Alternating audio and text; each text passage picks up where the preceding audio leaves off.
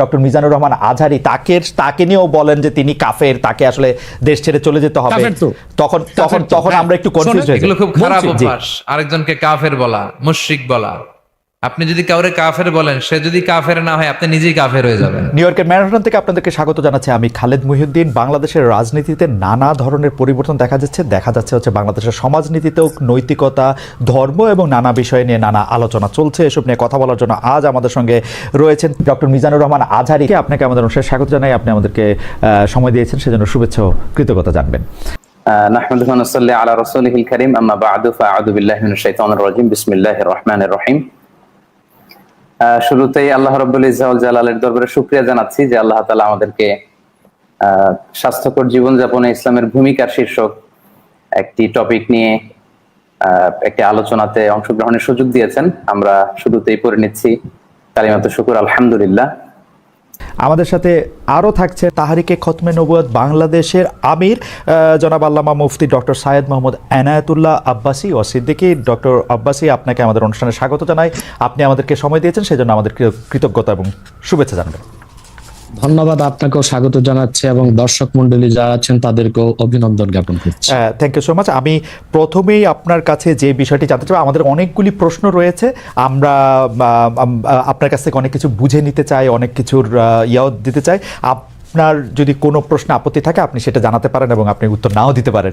তো আমরা প্রথমেই আপনার থেকে শুরু করি। আপনি যখন আরেকজন ইসলামিক ক্লেরিক, আমরা নাম বলতে পারি ডক্টর মিজানুর রহমান আজহারি, তাকে নিয়েও বলেন যে তিনি কাফের, তাকে আসলে দেশ ছেড়ে চলে যেতে হবে, তখন আমরা একটু কনফিউজ হয়ে যাই। বলছি জি না, কনফিউজ হবেন কেন? আপনি যার কথা বলেছেন সে কি বলেছিল আপনি দেখেছেন তার বক্তব্যগুলো? আমি দেখেছি, কিন্তু তার শোনেন কথা শোনেন। জি, তাকে বলুন, সে তো আমার ছাত্র, তাকে জিজ্ঞেস করুন। 2007 সালে সে আমার থেকে সবক নিয়েছে দারুন রাজাত মাদ্রাসায়। আমি তার টিচার, আমি তার শিক্ষক, এবং তার শিক্ষকরাও আমাকে শিক্ষক মানে। অতএব সে যদি, দেখুন আপনাকে পিছন থেকেই বলতে হচ্ছে, আপনি সময় দিতে হবে আমাকে। আপনি কিন্তু বসে আছেন একা, আমার কিন্তু কয়েক হাজার লোক বসে আছে আমার অপেক্ষায়, একটা শিডিউল প্রোগ্রাম আমি রেখে বসেছি আপনার এখানে। যেহেতু আপনার মাধ্যমে আমার মেসেজটা আমি অনেকের কাছে পৌঁছাতে পারবো। আপনি যে ব্যক্তির নাম নিয়েছেন, তাকে আপনি কি দিয়ে তাকে স্কলার বলবেন? লক্ষ লক্ষ লোক হলে স্কলার হয়? এটা কোনো কথা নয়। দ্বিতীয় কথা হচ্ছে, সে মুফতি নয়, ফতুয়া দেবার অধিকার রাখে মুফতি। স্কলার হওয়া এক জিনিস, ওয়াইজ হওয়া এক জিনিস, মুফতি হওয়া আরেক জিনিস। মানে আমার কথা হচ্ছে, আমি কি গ্র্যান্ড মুফতি বাংলাদেশে তা আমি বলছি না, এটা বলার অথরিটি আমার নেই, কিন্তু আমার ফতুয়াতে কলম বসাবার মতো 10টা মুফতি আপনি বের করে দেন। এখন অন্য মুফতিরা বলছে না কেন, সেটা একটা সাহসিকতার বিষয় আছে, সেটা আরো কোনো তাদের প্রতিবন্ধকতা থাকতে পারে। যেমন আপনি দেখেছেন আওয়ামী শাসনের সময় দেশের অনেক বড় বড় আলেম শেখ হাসিনার দালালি করেছে, তো তারা কি এমন কোন ফতোয়া দিবে যে সরকার বেকায়দায় পড়ে? এখন অনেক আলেম আছে যেটা বর্তমান সরকারের নির্লজ্জ সমর্থন করে যাচ্ছে, কিন্তু এই সরকার ক্ষমতা আসার পর থেকে আমি শরিয়ার কোরআন সুন্নাহর আলোকে যতটুকু সমালোচনা করা দরকার গঠনমূলক সমালোচনা করে যাচ্ছি। আর আমাদের মতো 2-4-10 জন যারা মিডিয়াতে আছে তারাই কিন্তু দেশের আলেম না। হাজার হাজার আলেম ওলামা, পীর মাশায়েখ নীরবে নিভৃতে নির্জনে ইসলামের খেদমত করে যাচ্ছে, তাদের মতামতটাও দেখতে হবে। এখন যারা ফ্রন্টে চলে এসেছে, মিডিয়াতে চলে এসে সেলিব্রিটি হয়ে গেছে, তারাই কি বললো সেটা দেখার বিষয় না। এখানে তো যদি আপনি একটা প্রশ্ন আনেন যে আসলে শাতিমকে ক্ষমা পেতে পারে কিনা, বা রাষ্ট্র যদি শাতিমকে পৃষ্ঠপোষকতা দেয়, তার শাস্তি নির্ধারণ না করে, তাহলে কোনো জনগণ বিচারটা হাতে করতে পারবে কিনা? আপনি দেখুন পৃথিবীতে যত অভ্যুত্থান ও বিপ্লব হয়েছে, জনগণ আইনকে হাতে তুলে নিয়েছে। আপনি 5ই আগস্ট দেখেন, বাংলাদেশে রাষ্ট্র ক্ষমতা যে এসেছে বর্তমান সরকার, এটা গণতান্ত্রিক পদ্ধতিতে হয় নাই, ছাত্র জনতা আইনকে হাতে তুলে নিয়েছিল। এই বিপ্লবকে আপনি অবৈধ বলবেন? যে 6-7 জন সমন্বয়ক নেতৃত্ব দিয়েছে তাদেরকে আপনি সন্ত্রাসী বলবেন? না, কিছু করার ছিল না। 15 বছরে যে জগদ্দল পাথর ফেসিবাদী হাসিনা বসেছিল, গণতান্ত্রিক পদ্ধতিতে এটাকে সরানো সম্ভব হয় নাই, আইনকে হাতে তুলে নিতে হয়েছে। অতএব যদি গণতন্ত্রের স্বার্থ রক্ষে আইনকে হাতে তুলে নেওয়া যায়, আল্লাহ তার হাবিবের সুমহান ইজ্জত এবং স্বার্থে আল্লাহ তার হাবিব সাল্লাল্লাহু আলাইহি ওয়াসাল্লামের ইজ্জতের বিপক্ষে কেউ কথা বলবে এবং ধারাবাহিকভাবে শাস্তি পাবে না, চলতেই থাকবে। আমরা শুধু মিটিং মিছিল করে লাঠি পেটা খাবো আর গুলি নিব। স্যার আপনার কাছে মনে হয় না, স্যার আপনার কাছে মনে হয় না এটা আমাদের হাতে নিতে হবে? আপনার কাছে মনে হয় না এটা আপনার পয়েন্ট অফ ভিউ? বিকজ আপনি যা বলছেন, হ্যাঁ আপনি এটা ঠিক যে আপনি তো একজন স্কলার, শিক্ষক, পড়াচ্ছেন এবং আপনি গ্র্যান্ড মুফতি না হলেও একজন মুফতি, কিন্তু আমরা ধরেন আমি এখন কথা বললাম হচ্ছে যে বাংলাদেশে কিন্তু এইটাও প্রচলিত যে যারা বলতেছে যে তারা আসলে যা কিছু পরীক্ষিত হাদিস নয়, যা কিছু পরীক্ষিতভাবে কোরআনের ফয়সালা নয়, তারা তা মানতে চান না। ধরা যাক ঈদে মিলাদুন্নবী সম্পর্কে তাদের একটা বয়ান আছে, তাদের আরও অনেক কিছু নিয়ে তাদের একটা বয়ান আছে। তাদের মধ্যে থেকেও কেউ কেউ আছেন যারা মক্কা মদিনায় বড় বড় জায়গায় আলেমের কাজ করতেছেন। আমি আব্দুর রাজ্জাক বিন ইউসুফের কথা বলতে পারি, আরও আপনি জানেন কাদের কথা আমি বলছি। তাদের কেউ কেউ মনে করেন আপনার পথ তো আসলে ঠিক না। এক, দুই হচ্ছে আপনি যার কথা যেভাবে বলতেছেন যে ধরেন মিজানুর রহমান আজহারী কি আসলে একজন স্কলার কিনা।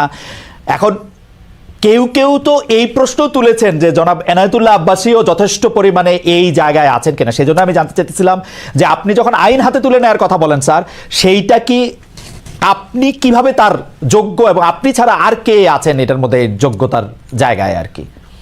আমি এখন বলছি, আমি মনে করি আমি গ্র্যান্ড মুফতি বাংলাদেশের। আচ্ছা, আপনি মনে করছেন আপনি গ্র্যান্ড মুফতি? ওকে, এবং এটা আমি চ্যালেঞ্জে ওকে ওকে আমার ফতুয়ার বিপক্ষে শোনেন, আমার ফতুয়ার বিপক্ষে যে যাচ্ছে তাকে আমার সাথে বসান, আপনার প্ল্যাটফর্মে বসান। এক, দ্বিতীয় কথা হচ্ছে ঈদে মিলাদুন্নবী নিয়ে যে আপনি প্রশ্ন করেছেন, ঈদে মিলাদুন্নবী সাল্লাল্লাহু আলাইহি ওয়াসাল্লাম নিয়ে অনেক ডিবেট হয়েছে এবং ঈদে মিলাদুন্নবীর পক্ষে যারা, তারাই বিজয়ী হয়েছে। আর বাংলাদেশে ওলামায়ে দেওবন্দের একটা বিরাট অংশ যারা মূল ধারার, তারা কিন্তু ঈদে মিলাদুন্নবী নিয়ে কখনো বিরোধিতা করে না। কিছুমাত্র স্কলার আছেন যারা কোনোভাবে পারসেজ হয়ে আছেন, তারাই ঈদে মিলাদুন্নবীর বিরোধিতা করে। আমরা বলি মিলাদ যার সিরাত নার তার, মিলাদুন নবী সাল্লাল্লাহু আলাইহি ওয়াসাল্লাম ব্যানারও মাহফিল হতে পারে, সিরাতুন নবী সাল্লাল্লাহু আলাইহি ওয়াসাল্লাম ব্যানারও মাহফিল হতে পারে। এবং আপনি শুনেছেন আজকে 4 বছর যাবত সৌদি সরকার উচ্চ ওলামা পরিষদ ফতোয়া দিয়েছে যে ঈদে মিলাদুন্নবী উপলক্ষে মাহফিল সৌদি আরবে হবে এবং 12 রবিউল আউয়াল তারা রাষ্ট্রীয় ছুটি ঘোষণা করে রেখেছে।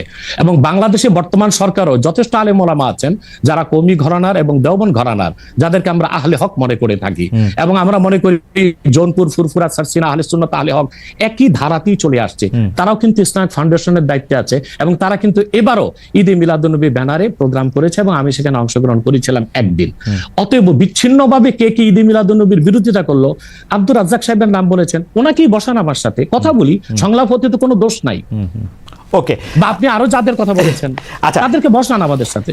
আচ্ছা, আমার এখানে একটা সম্পূরক জাস্ট প্রশ্ন আছে আইনের ব্যাপারে। যেহেতু তেহরিকে খতমে নবুয়তের শাখা যুক্তরাজ্যেও আছে, এখানেও আছে, আপনি একইভাবে এই কথা বা ভারতের পশ্চিমবঙ্গের কথা বলেছেন, এইখানে যেটা বলছেন সেটা কি যুক্তরাজ্য এবং ভারতের পশ্চিমবঙ্গের জন্য প্রযোজ্য? যুক্তরাজ্যেও যদি কেউ এই ধরনের কথা বলে তাকেও কি আপনি এরকম একটা কথা বলবেন বা বলতে পারবেন?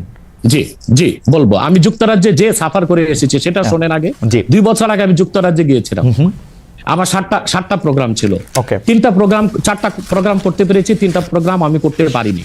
এবং সেখানে আমার বিরোধিতা করেছিল নাইজেল ফারাজ। আপনি জানেন তাকে, সিএনএন নিউজ প্রেজেন্টার, এবং সে ব্রেক্সিট আন্দোলনের হোতা ছিল এবং সে ব্রিটিশ পার্লামেন্টে মেম্বার ছিল। আমার যেদিন সেন্ট্রাল লন্ডনে প্রোগ্রাম ছিল, নাইজেল ফারাজ লং মার্চের ঘোষণা দিয়েছিল এবং আমি সেখানে যেতে পারিনি। কেন? নাইজেল ফারাজ 23টা প্রতিবেদন করেছিল আমার বিপক্ষে, তার মধ্যে উল্লেখযোগ্য ছিল যে আমি মুরতাদের শাস্তি মৃত্যুদণ্ড চাই।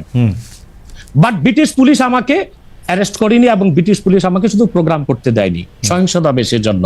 কিন্তু আমি রানীকে গালি দিয়েছি, সেটাও সেখানে তুলে ধরা হয়েছে। আমি রানীকে গালি দেওয়া যায় ইংল্যান্ডে? মুরতাদের শাস্তি মৃত্যুদণ্ড চেয়েছি, সেইটা 23টা প্রতিবেদন করে আমার এই বক্তব্য ফতোয়াগুলো সেখানে লন্ডনে দেখানো হয়েছে। আমি বাংলাদেশে যে চরিত্র, লন্ডনে সেই চরিত্র, পশ্চিম বাংলায় সেই চরিত্র।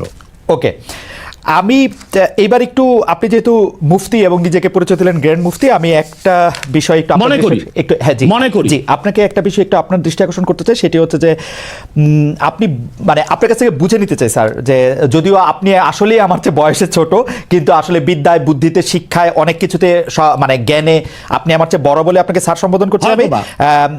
না, আপনি বলেছেন যে মসজিদে গিয়ে নারীদের জন্য বা মহিলাদের জন্য জামাতে নামাজ আদায় করা মাকরু। কিন্তু আমি আপনার এই বক্তব্যটার পরিপ্রেক্ষিতে আমি দেখতে পাচ্ছি যে এটা তো বরং মাকরু নয়, কেউ কেউ এটাকে মুস্তাহাব বা এনকারেজ বলতে চান।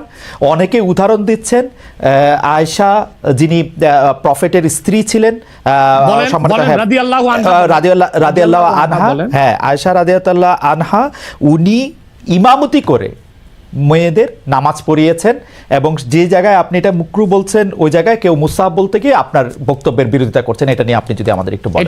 এটা আমি চ্যালেঞ্জ করছি, ওপেন চ্যালেঞ্জ। আম্মা জান আয়েশা রাদিয়াল্লাহু তাআলা আনহা কখনোই ইমামতি করেননি, বরং জাকওয়ান ইমামতি করেছিল, পিছনে তিনি নামাজ পড়েছিলেন। সেটা ফরজ নামাজ ছিল না, তারাবিহের নামাজ। আপনাকে যে তথ্য দিয়েছে সে ভুল তথ্য দিয়েছে। ওকে, সেটা মেয়েদের নামাজ পড়াটা মুস্তাহাব কিনা? এক দ্বিতীয় হচ্ছে আল্লাহর হাবিব সাল্লাল্লাহু আলাইহি ওয়াসাল্লামের নূরের জামানায় মসজিদ নববীতে মহিলাদেরকে অ্যালাউ করা হতো, তারা নামাজে আসতেন। কিন্তু আল্লাহর হাবিব সাল্লাল্লাহু আলাইহি ওয়াসাল্লাম মহিলাদেরকে নিরুৎসাহিত করেছিলেন, নিষেধ করেন নাই। কারণ মহিলাদেরও দিন শেখা বাকি ছিল এবং আল্লাহর হাবিব সাল্লাল্লাহু আলাইহি ওয়াসাল্লামের কাছে ওহী আসতো, সেজন্য মহিলাদের নিষেধ করা হতো না, তারা মসজিদে আসতেন। হযরত ওমর রাদিয়াল্লাহু তাআলা আনহু তার খেলাফতের সময় বলেছেন মহিলাদের জন্য ঘরেই নামাজ পড়াটা উত্তম। তখন প্রচুর পরিমাণ সাহাবী উপস্থিত ছিলেন, তারা হযরত ওমরের এই কাজে কেউ বাধা দেননি। সেজন্য মহিলাদের মসজিদে আসাটা হারাম নয়, মাকরু বলা হয়েছে জামাতে আসা। কারণ আম্মাজান আয়েশা রাদিয়াল্লাহু তাআলা আনহা নিজেও বলেছিলেন যে বর্তমানে মানে ১৫০০ বছর আগেই আম্মাজান আয়েশা বলেছেন যে এখন মহিলাদের মসজিদে না আসাই উচিত ফিতনার এই সময়।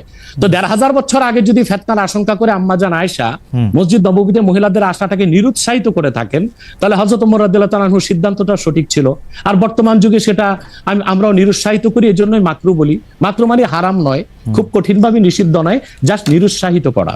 আপনি মাকরু ফতোয়াটা কোথায় পেলেন? আর আপনি যে বলছেন যে কোথায় পেলাম বলছি, আনহা এটা পড়েন নাই, কিন্তু আমি এখন যেটা দেখতে পাচ্ছি যে women praying in congregation among themselves, এটা মাদিনা বলে একটা পিরিয়ডিক্যালস বাইরে হয় মাদিনা ইউনিভার্সিটি থেকে, সেইখান থেকে একজন বলতেছেন যে এটা পড়ছেন। আমি তো এটা সত্য বিচার করতে পারবো না।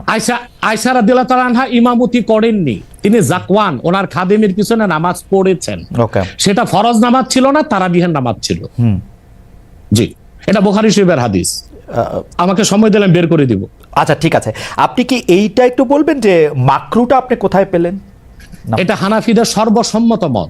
হানাফিদের সর্বসম্মত মত যে মেয়েদের মসজিদে গিয়ে নামাজ পড়াটা মাকরু। জামাতে হজের সময় ওটা ভিন্ন বিষয়, ওইটা ভিন্ন বিষয়। ফরজ, হজটা ফরজ এবং সেখানে নামাজ আদায় করা, ওই সময় মেয়েরা জামাত আদায় করতেছে, ওইটা ওরা করতে পারবে, কিন্তু পরে আর এমনিতে নরমালি আর পারবে না। পারবে না মানে বললাম তো নিরুৎসাহিত করা হয়েছে, তারা ঘরে পড়বে, ঘরে পড়াটাই স্যার এটা যদি মাকরু হইতো তাহলে কি হজের সময় এটা পড়াটা জায়েজ থাকতো? না, স্থানকাল ভেদে পার্থক্য আছে না। আপনি এখন তো আজকে আগামীকাল দুপুরে আপনি পানাহার করতে পারবেন, কিন্তু পহেলা রোজায় দুপুরে পানাহার করতে পারবেন, সেটা তো হারাম হয়ে যাবে না। স্থানকাল পাত্র বেশে হুকুমটা ভিন্ন হবে না? হবে, কিন্তু যেটা হজে পারমিটেড, যেটা হজের মাঠে পারমিটেড, সেটা আর পৃথিবীর কোথাও মাকরু হইতে পারে? হজটা কি? হজটা হচ্ছে কাবাগরে যেতে হবে, পুরুষকেও যেতে হবে, মহিলাকেও যেতে হবে, কাবাগর একটাই, সেজন্য সেখানে সেটা ছাড় আছে। কিন্তু মসজিদ পৃথিবীতে একটা না, মহিলারা ঘরে নামাজ পড়তে পারবে। হ্যাঁ, তারপর আমরা এটা বলে থাকি, যেমন কোন মহিলা ঢাকা গেল শপিং করার জন্য, এখন নামাজের সময় হলো, সে বাড়িতে আসতে নামাজ কাজা হয়ে যাবে, সে বাইতুল মোকাররম যে নামাজ পড়ে নেক, মহিলাদের জন্য যদি সুব্যবস্থা থেকে পড়তে পারবে। মাকরুটাকে আপনি খুব বড় করে দেখার প্রয়োজন নাই। এই যে আপনার মাথায় টুপি নাই, এটাও কিন্তু মাকরু স্যার, যেটা মাথায় বসাও মাকরু, রাইট। যেটা কিন্তু তাই বলে তো আপনাকে আমি গুনাহগার বলতে পারছি না, স্যার। আমি যেটা বলতে চাইতেছি, এমন কোন কাজ কি আছে যেটা কাবাগারে করা যায়, অন্য যে কোনো জায়গায় আরেকটা মাকরু হিসেবে বিবেচিত হবে? আর কোন কাজ কি এরকম আছে? বোঝার জন্য জানতে চাইতেছি স্যার। হ্যাঁ, বোঝার জন্য বলতেছি। যেমন কাবাগারে উপস্থিত হলে ওযু অবস্থায় যেতে হবে, অন্য কোনো জায়গায় গেলে ওযু অবস্থা লাগবে না। কেউ যদি হজ করতে ইহরাম বাঁধে, স্ত্রীর সহবাস তার জন্য হারাম যতদিন কাবাগারে, না যেটা কাবাগারে করা যায় সেটা অন্য কোথাও হারাম আছে কিনা? কাবাগর, হ্যাঁ হারাম আছে। যেমন কাবাগর তোয়াফ করা হচ্ছে ফরজ, হজের একটা ফরজ, কিন্তু পৃথিবীর অন্য কোনো ঘর কোনো জায়গায় তোয়াফ করা যায় না, সেখানে যেটা যে অন্য জায়গায় যায় না। মানে যেহেতু কাবাগর তোয়াফ করা যায়, মানে কাবাগর শুধু তোয়াফের জায়গা, কাবাগর তোয়াফ করা ফরজ, কিন্তু পৃথিবীর অন্য কোনো মসজিদ বা আল্লাহর ওলির কোনো কবর বা মাজার তো তোয়াফ করা যাবে না, সেটা তো শিরক। আচ্ছা, তাহলে স্থানকাল পাত্র ভেদে এবং সময়ের ভিন্নতার কারণে হুকুম পরিবর্তন হয়।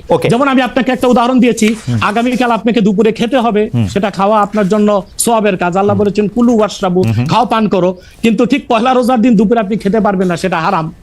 অথবা মাকরুর বিষয়টাও স্থানকাল পাত্র ভেদে তো পরিবর্তন হবে। লাস্ট কোশ্চেন এই সিরিজে জাস্ট বোঝার জন্য, আমাদের অনেক দর্শক জানাচ্ছেন যে সৌদি আরব সহ ইসলামী বিশ্বের অনেক দুনিয়ায় মেয়েদের জামাতে নামাজ পড়ার ব্যবস্থা মসজিদে আছে, তাহলে সেই ব্যাপারটা কি মাকরু কিনা এবং তাদের শরিয়া বোর্ড সেইটাকে আসলে পরীক্ষা করছে কিনা? আবার বলেন তো প্রশ্নটা।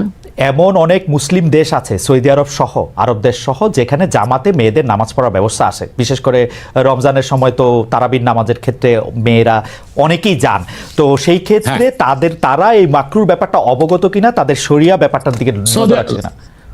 আপনি হয়তো বা ভুলে গেছেন আমার উত্তরটা, হানাফি মাযহাব মতে মাকরু। আমরা যেহেতু মাযহাব হানাফি মানি এই জন্য মাকরু, কিন্তু সৌদি আরবে হানাফি মাযহাব না, হাম্বলি মাযহাব, সেখানে মাকরু না। আচ্ছা, মানে হানাফি মাযহাব মতে মাকরু। ওকে, আমি পরের আপনার বক্তব্যটা নিশ্চয়ই অন্য আলেমরাও শুনেছেন, তারা তাদের মতো করে তারা ব্যাপারটা বিবেচনা করে দেখবেন। আমরা এটা শুনলাম। এইবার নেক্সট প্রসঙ্গে বা প্রশ্নে আসি। আপনাকে নারীদের নামাজের ব্যাপারে একটা হাদিস শোনাই দিচ্ছি, জি, সহিহ মুসলিম, জি, সহিহ মুসলিম, জি, হাদিস নাম্বার 1027, আন আমরাতা বিনতে আব্দুর রহমান أنها أخبرته أن عائشة زوج النبي صلى الله عليه وسلم قالت لو أدرك رسول الله صلى الله عليه وسلم ما أدرك النساء لمنعهن المسجد। পরিষ্কার সহিহ মুসলিমের হাদিস।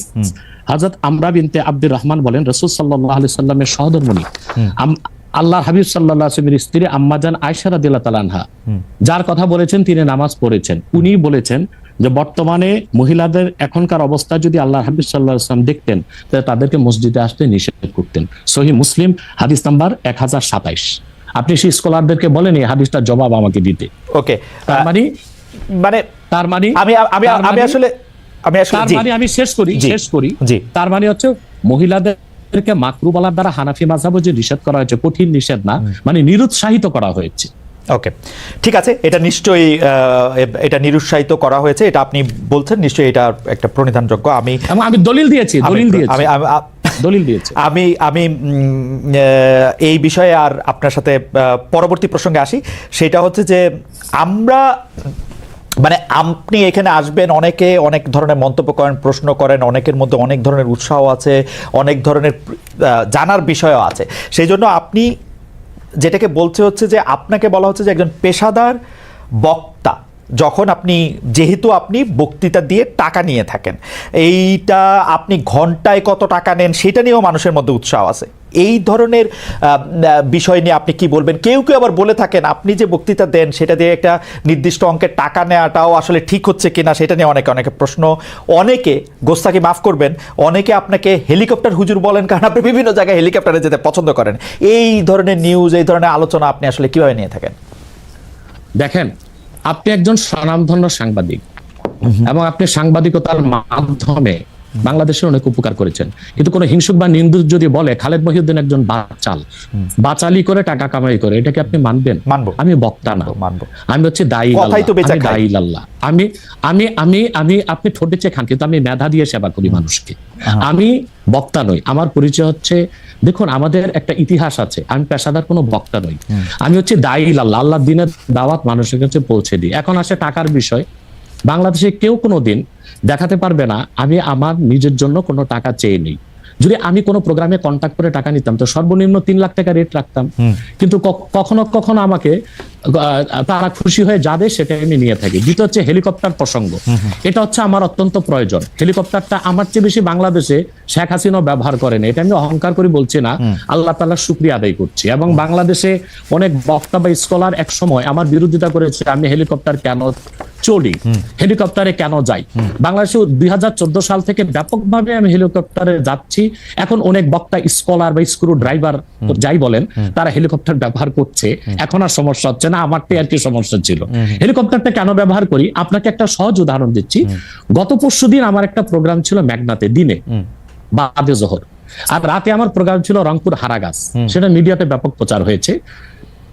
পরের দিন আমার প্রোগ্রাম ছিল কালকে লোহাগাড়া, এই চট্টগ্রাম সাতকানিয়ায়। এখন আমি হেলিকপ্টার ব্যবহার না করে দিন ও রাতে 3টা প্রোগ্রাম করা কি আদৌ সম্ভব? না, সম্ভব না। যেখানে আমার বাড়ি আব্বাসী মঞ্জিল থেকে চিটাগাং রোড যেতে 1.5 ঘন্টা লাগে।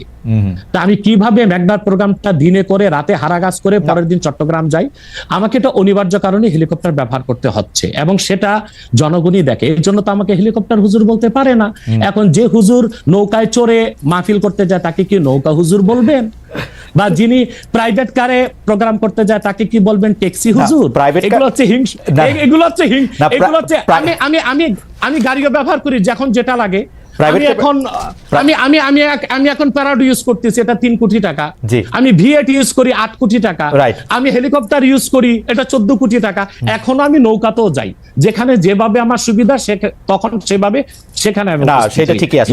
আমি কিন্তু মনে করি যে এখন হিংসুক বা নিন্দুকরা কি বললো সেটা তো আপনার মতো না সেটা ঠিক আছে, না না না না, আমি কিন্তু মনে করি যে আপনাকে যত ব্যস্ত থাকতে হয়, আপনি যদি পথে এর মধ্যে থেকে আপনার দিনের একটা বড় অংশ আপনি ব্যয় করেন, এটা আপনার জন্য এটা আসলে কোনোভাবে এটা মানে এটা কেউই এটা করবে না। আমার কাছে মনে হয় যে আপনার ব্যস্ততার জায়গা থেকে আপনার এটা করতেই হবে। কিন্তু আমার যে প্রশ্ন ছিল যে আপনি এর জন্য নিজেকে একজন প্রফেশনাল স্পিকার মনে করেন কিনা, আপনি মনে করেন কিনা যে আপনি যে বিভিন্ন জায়গায় বক্তৃতা দিতে যাচ্ছেন এবং আপনার যে একটা অসম্ভব চাহিদা বিভিন্ন জায়গায়, আজকে এখানে কালকে সেখানে সেখানে, সেইটা আপনার আয়ের একটা বড় উৎস কিনা? দেখুন, এটা ছাড়া আমার আয়ের ব্যবস্থা ছিল। আমাদের যে বাংলাদেশে আমাদের যে আধ্যাত্মিক ঘরানার আমরা সন্তান, আপনি জানেন আমাদের বংশের মুরব্বী শাহ কারামত আলী জৌনপুর রহমতুল্লাহ, তাকে বলা হয় বাংলাদেশের আধ্যাত্মিক জনক। টু নেশন থিওরির ভিত্তিতে দেশ স্বাধীন হয়েছে এবং ডব্লিউ হান্টার তার বইতে উল্লেখ করেছে, এনসাইক্লোপিডিয়া অফ ব্রিটানিকাতে এসেছে, ইসলামিক ফাউন্ডেশন বিশ্বকোষে এসেছে, কারামত আলী জৌনপুর রহমতুল্লাহর হাতে 2 কোটি লোক মুসলমান হয়েছে। ওনার কারণেই পরবর্তীতে দেশটা স্বাধীন হয়েছে। উনি ইন্তেকাল করেছেন 154 বছর আগে। আমি ওনার সিলসিলায়, ওনার বংশের আমরা জৌনপুরি পীর সাহেব বলে খ্যাত। আমি যদি অন্য পীরদের মতো আব্বাসী মঞ্জিলে বসে পিরি মুরিদি করে যেতাম, তাহলে আমার কোটি কোটি টাকা বছরে আসতো। মূলত আমার হচ্ছে দিনের দাওয়াত দেওয়াটাই আমার মূল কাজ। তারপর জনগণ যেটা খুশি হয়ে আমাকে সম্মান করে, সেটা আমার জন্য যথেষ্ট।